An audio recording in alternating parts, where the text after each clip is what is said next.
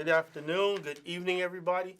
It's your buddy William Penn, president of Grand Boulevard Coalition.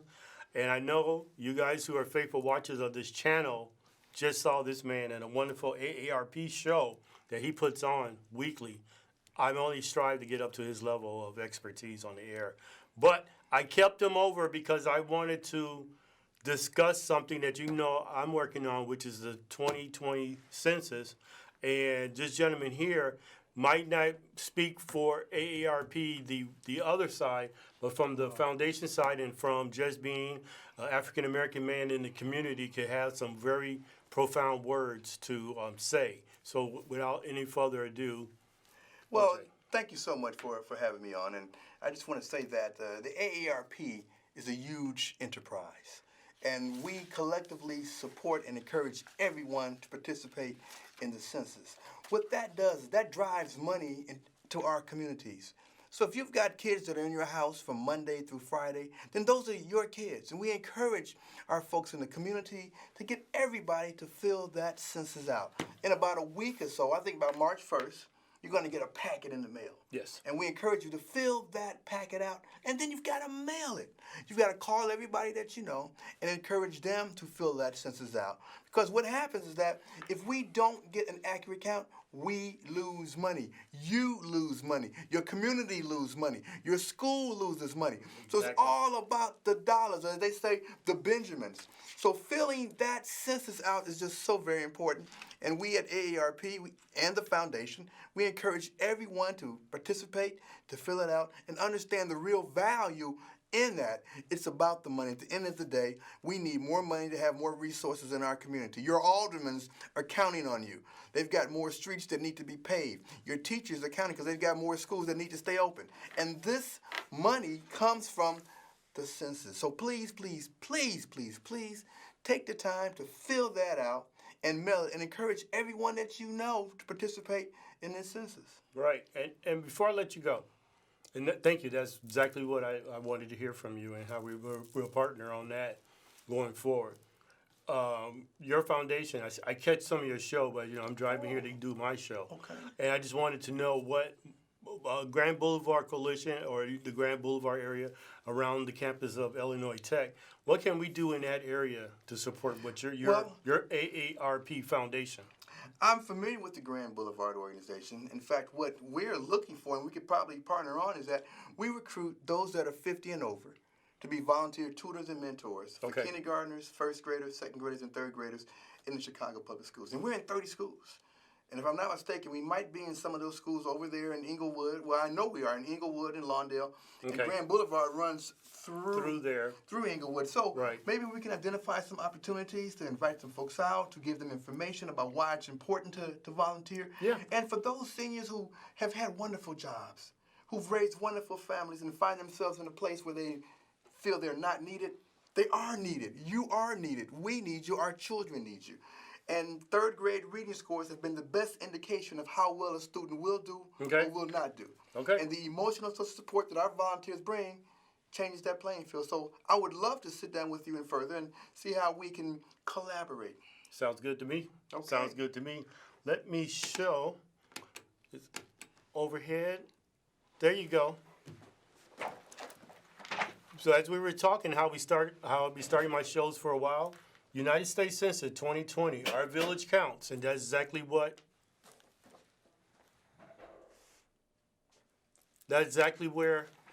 we want people to know, that we have to get counted, our village count. It takes a village. Everything my friend just talked about is very important. And we're back, and somehow he disappeared. I don't know. Hey, he's like magic. It must be that green screen that you don't even see. Anyway, guys, how you guys doing? Oh, my God, it's so cold. It has been such a busy week. We're having technical difficulties here, so try to call in. Tell me what you think of my guest who just came and talked to us about AARP Foundation and how people who are 50, I think he said 50, but be on the safe side, 55 and older, can help in reading and mentoring our students back in the schools. And if once I free up some time, I'll definitely be one of those people because I'm up in that 50 age range where I can do stuff like that. Okay, you guys. So as you know, Grand Boulevard Coalition, we always talking about a drug-free community. We've had this week, actually on Tuesday, we got to partner with our good friends down at Diet High School. We decided to talk to the athletes. The athletes are one of the few. A lot of people say, "Oh, the star athletes, they get everything," but there's a lot of more. There's a whole team. There's a whole hundreds and hundreds of students that are athletes in all the sports. We went down there. We took a young man graduated from Fenger, went on to Northern Illinois for college, played football over 4 years. It was back in the day when Northern was actually good, and they won a couple of their bowl games, so he got a chance to show off his big ring for winning a title, and how he took all that and how a couple of missteps or mishaps led him to a professional career. He didn't continue on to a professional football player, but he continued on in life, of course, and he continued on being very successful, getting his degree, and now he's the area general manager for one of the largest rental car fleets, and he's stationed out of Springfield. And we called him up, and he said, "Sure, I'll come in and talk." So he drove up that morning and spent a couple of hours with the youth and the athletic youth of Diet High School and discussed what it takes to go from grade school to high school athletics, what it goes from high school to college, and for that, as we all know, that very small select few, what's the jump to the next level, which is professional or getting paid for the sport that you love. So it was a fun time for all. That's part of our athletics, our excellent series that we at Grand Boulevard Coalition doing. We tested out as a pilot with Diet this year, and we've already have 2 more schools that's wanting for us to add that on to their program for next year. And as you know, it's a 3-part series. We go in first, we do a survey. Let's see what all freshmen through seniors know about what it takes to get to the next level, what it takes to be a leader, and what it takes to be a part of a drug-free community, and how our bodies are a temple and how we take care of and get them ready for action. Part 2, we bring in somebody who made that leap from high school to college and actually played in college and actually was very successful in college. And then part 3, which we'll be bringing back next month, we'll actually bring a professional athlete in. We have a couple of old retired Chicago Bears players, a couple of Chicago Bulls players that are still in the community, that are still reaching out and doing stuff. And they come in and say what it was like for them to get drafted or go undrafted, and what it took for them to get to the next level, play at the next level for a few years, and then what they're doing with their lives since sports. It's because a lot of time these youth don't see the other side of what they're doing with sports. I mean, fortunately, we got to, nowadays, because of technology, we got to live through the life of what LeBron James did with all the money he has. He started a school. What Kobe Bryant did with some of his money, what he started a camp, and how successful their lives are afterwards.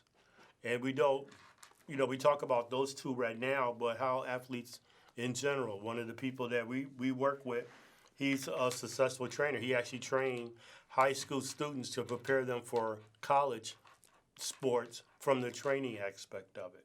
So it's a great program. Look forward to keeping that going and keeping what we got going on with that. The next thing we got going on, we also work with this upcoming week. We will be back in the community. We'll be at John J. Persian Magnet Grade School, which is the only A+ or A school, whatever their grading system in the Bronzeville area. We will be with the 8th graders on Tuesday discussing what they have to do to get themselves ready for high school. And not from an athletic perspective, but just in life, how they go from being, now they're at the top of the heap, they're the 8th graders, they walk around with some swag and they act like they just know everything, to less than 6 months, they'll be the freshmen, they'll be at the bottom of the barrel.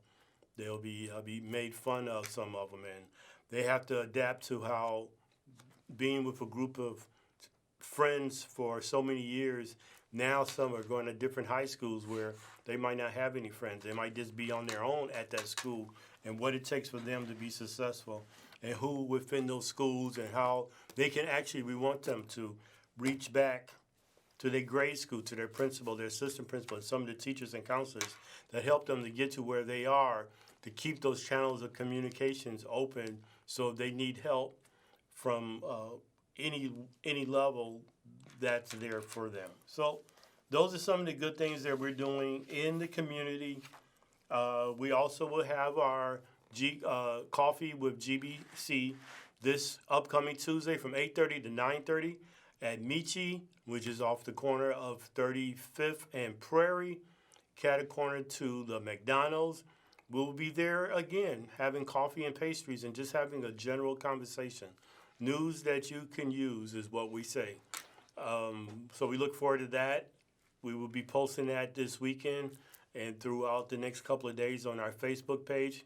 It's not something that we look to have 20, 30, 40 people at. 10, 15 people is usually enough. It's a small space, but it's a cozy space. The coffee is good, the pastry is good, and usually the conversation good. We kicked it off in January. We had close to 15 people at our first one. We had a good conversation. It actually lasted way past 9:30. But we wanted people who are in the community at Illinois Tech, at the police station, and the alderman's office who are in the area just before they go to work to grab a cup of coffee while they're on their way, have a quick little conversation, pick up some information on the drug-free community, and then push on to have a very successful and prosperous day. So those are all the events that we got coming up next week to finish out this wonderful short month of February, Black History Month. We're hoping that everybody remember that it was Black History Month and that it did some good things around that. There has been a lot of entertainment, a lot of educational things and movies and so on and so forth that was out there this month for us to capture and to relive some of the true history of what African Americans have accomplished here in America. And I'm being reminded, or just reminded, that we also had the NBA All-Star Weekend here in Chicago. And that was a very successful weekend from everybody who I've talked to, and not from the standpoint of the game and the players that were in town and all the parties and stuff like that. We don't care about that stuff. But what they did, when they got, a lot of the players, especially the Chicago-born players, went back to their grade schools and high school and talked to the students.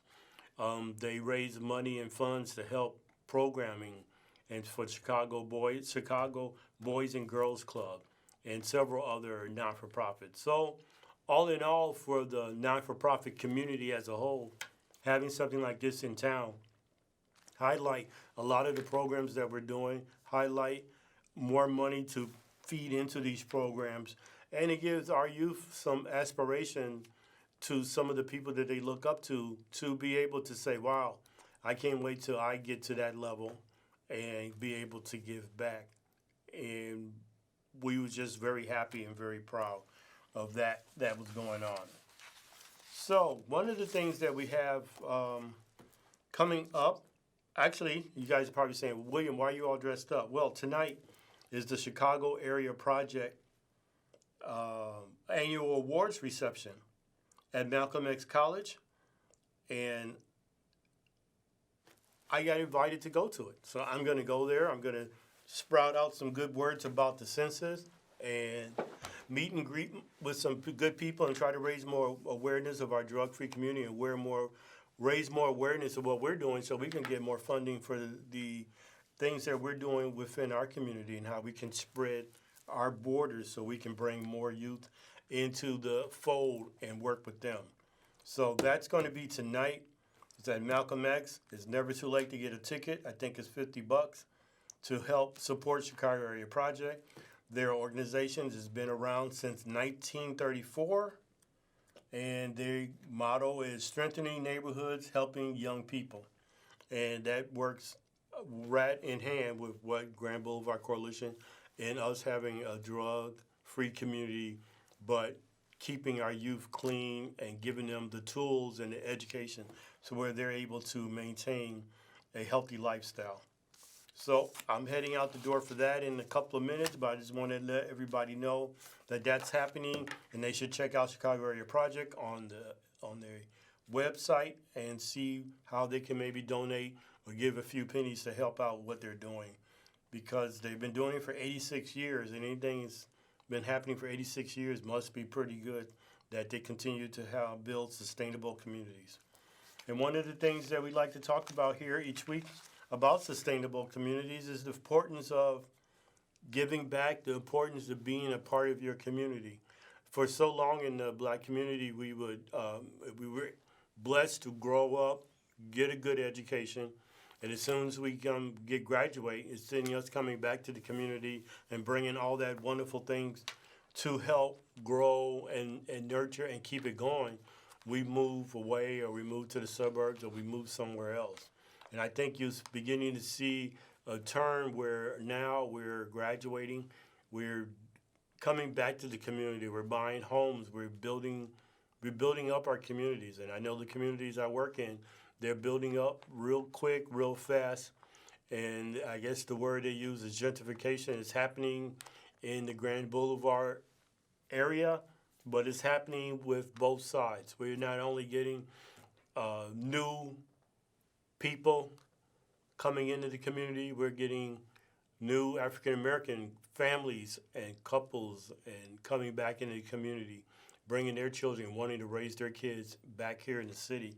And as we know, no matter where you live in the city, a lot of people always said, no, I don't want to raise my kid in the city. I want to go to the suburb where maybe it's a little safer and where I can have a backyard and a front yard, and my kids can run around and play, which we know today kids don't run around and play, so you don't need to have a yard.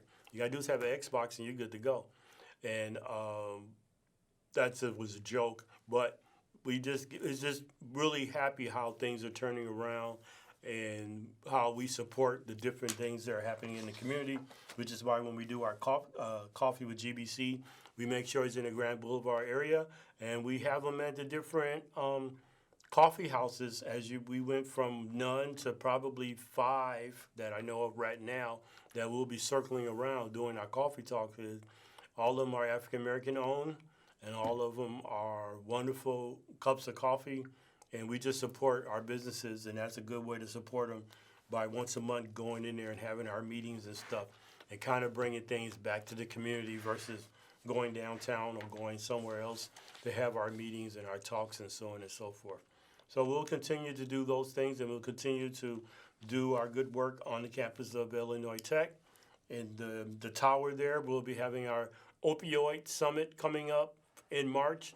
We have a wonderful panel that's being put together as we speak. I was listening in on a conference call today talking about it, and it seemed like it's going to be pretty good. So once the flyer and everything gets ready for that, I'll definitely pull that information and make sure that we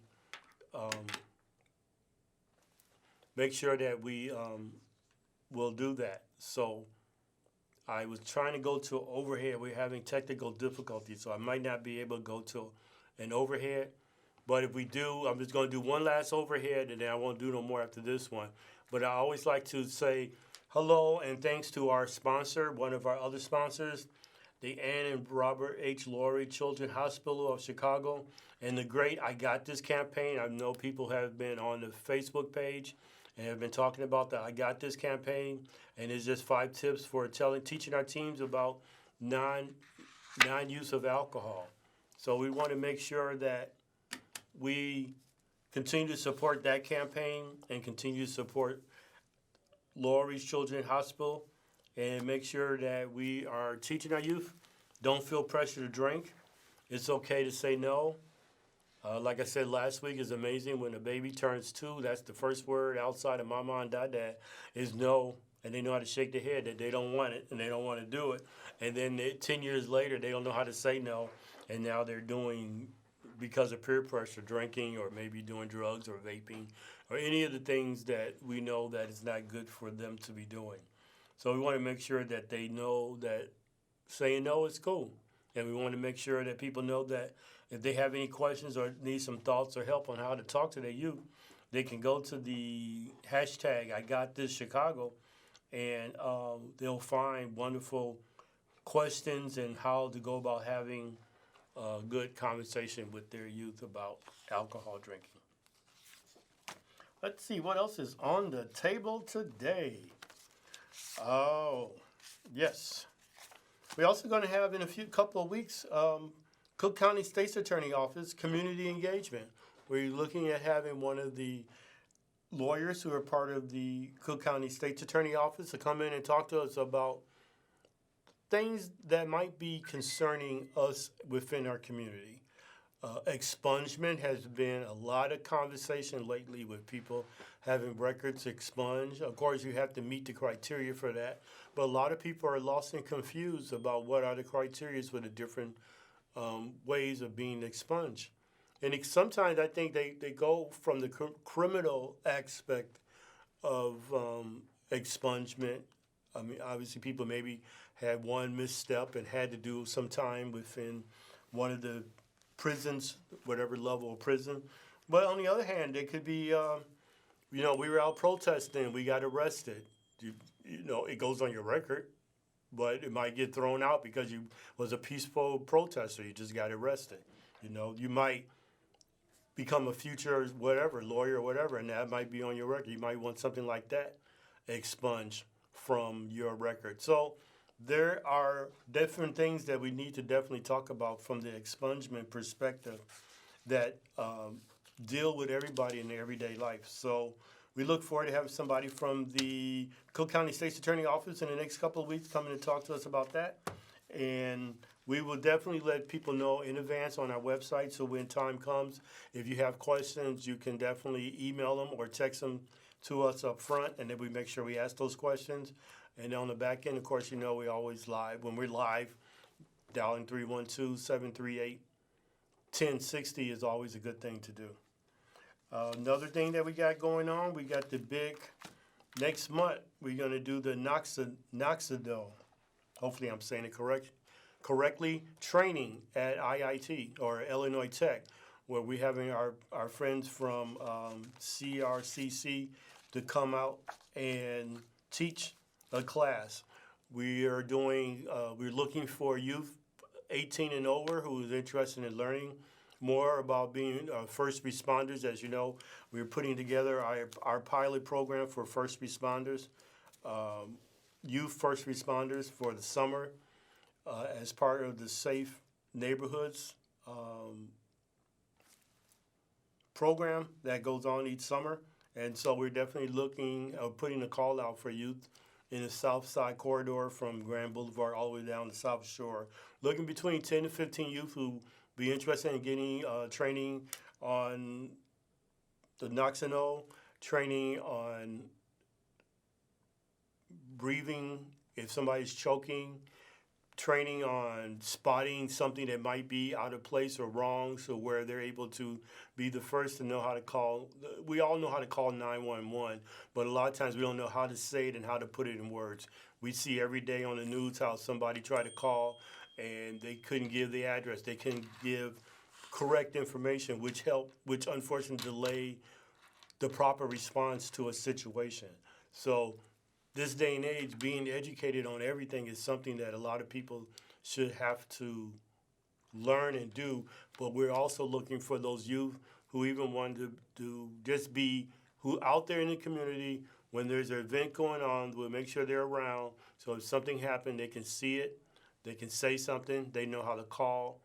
And now they're giving me the wrap up. And I just got warmed up, and I'm just going. But I'm in my last minute, so I just want to thank everybody again. The show was real good. I'd like to thank my guest who was here from AARP Foundation and the very thoughtful words that he put out there about how doing your census 2020 is going to help bring the community as a whole together and bring more funding back into our community. I also would like to thank Anna Laurie Children's Hospital, that I Got This campaign, for continued support and training of our youth and of myself in learning more on how to be proactive. Until next Thursday, please be safe, drink your water, and make sure you say hello to people as they walk by you in the morning. Thank you.